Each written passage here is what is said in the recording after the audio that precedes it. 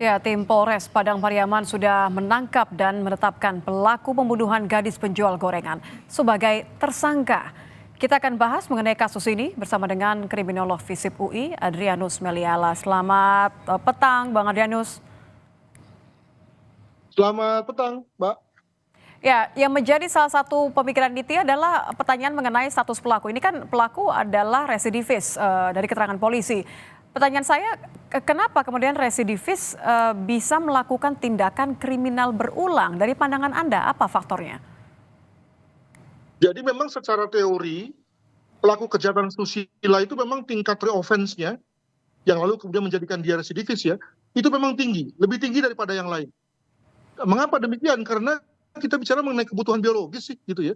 Hal mana kebutuhan biologis itu bisa mengatasi pertimbangan kognisi. Jadi kalau orang di penjara itu kan sebetulnya yang dilatih itu adalah pertimbangan kognisi kan. Bahwa kalau Anda melakukan lagi setelah keluar dari penjara, maka Anda akan kembali masuk loh gitu ya. Nah, kadang-kadang pertimbangan kognisi ini, pertimbangan untung rugi gitu ya, itu kemudian sudah dikalahkan oleh pertimbangan tadi kebutuhan biologis, membuat dia kalap, nekat, dan lalu kemudian melakukan suatu perbuatan pidana, betapapun akibat itu dia masuk ke penjara lagi gitu ya. Nah ini yang kemudian menjadikan sekali lagi para pelaku kejahatan susila itu lalu tinggi tingkat relapse-nya sehingga menjadi residivis kembali berulang-ulang kali masuk ke LP begitu. Jadi pola pengulangan tindak kriminal bagi residivis ini memang karena ada konsekuensi sudah diperhitungkan dan ada kebutuhan biologis kalau tadi Anda katakan. Itu dia, makanya kemudian orang berpikir begini, wah kalau begitu, kalau nanti yang ada situasi di mana orang berulang-ulang, lalu kemudian ada juga orang yang berkali-kali menjadi korban, maka sebaiknya dikebiri saja lah gitu ya. Jadi dengan kata lain, melalui berpikir tentang penghukuman yang lain, jangan hanya masuk ke penjara saja, nggak akan membuat dia kapok, tapi dikebiri misalnya. Indonesia kan sebetulnya sudah pernah berpikir tentang hal itu, Mbak.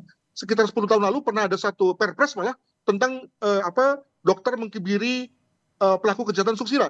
Tapi kan yang terjadi adalah bahwa perpres itu kemudian berhenti. Dokter tidak mau melakukannya, suster juga tidak ada yang mau melakukannya, alhasil kemudian perpres itu menjadi perpres yang mandul gitu ya. Nah, ini mengindikasikan bahwa tidak atau belum dari kita semua sepakat ya tentang hukuman kebiri itu, begitu. Kalau dari hukum kita seperti ini, bagaimana kebiri ini sudah bisa kemudian dianggap sebagai suatu efek jera yang baik? Sejauh mana hukum kita mensupport adanya kebiri untuk memberikan memastikan bahwa tidak ada korban lagi? Ya itu dia, pemerintah eksekutif sudah membuat perpres, tapi kemudian nggak jalan karena tadi berbagai elemen masyarakat masih keberatan gitu ya, masih ada yang menggaungkan soal HAM, ada juga yang menggaungkan soal etika profesi dan yang lain-lain, alhasil kemudian nggak terrealisir. Ada saja kemungkinan juga misalnya hakim yang kemudian lalu mengambil alih dengan cara begini bahwa betapapun pemerkosaan itu kemudian secara undang-undang itu sanksi maksimumnya tidak bukan mati ya bukan mati, bukan pidana mati, tapi mungkin saja hakim kemudian karena mendengar suara-suara dari masyarakat, lalu kemudian juga empati pada korban, lalu kemudian mengambil pilihan yakni memberikan vonis mati misalnya. Jadi dengan kata lain lebih berat daripada tuntutan jaksa. Boleh-boleh saja. Masalahnya kan juga belum ada hakim yang mengambil posisi itu gitu ya. Jadi sekali lagi suara masyarakat ini kemudian juga amat tergantung pada player ya, para aparat hukum yang memainkan hukum itu pada saat dia mengurusi kasus pemerkosaan. Begitu, Pak.